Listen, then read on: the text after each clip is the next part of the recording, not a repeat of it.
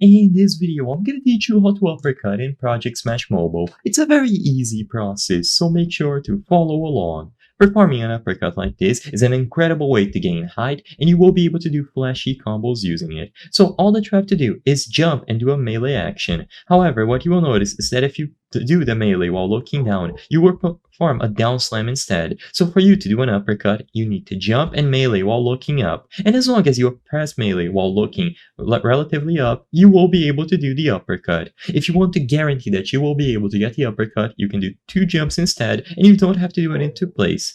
As you can see, if I jump off this ledge and then I do the melee, I'll still be able to get the uppercut. So you don't necessarily have to jump. As long as you walk off a very high surface, you will still be able to do the uppercut like this. So the jump button is optional. You won't use it to gain height. Essentially, you just need to press the melee button while looking up when you are in the air. So I'm gonna go over here to the trampoline to demonstrate this once more, but essentially this is all you have to do. Just look up and press the melee button and you will be able to do the uppercut. So here on the trampoline, it's a nice way to get these reliably. And this is all you have to do. Just keep pressing melee while you are in the air and you will be able to do the uppercut.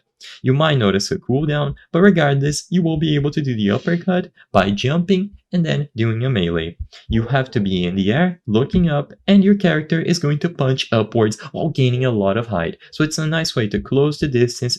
If you have someone above you, you can gain a lot of height to escape. So if you have someone chasing, you can just get up on the high ground and then escape them.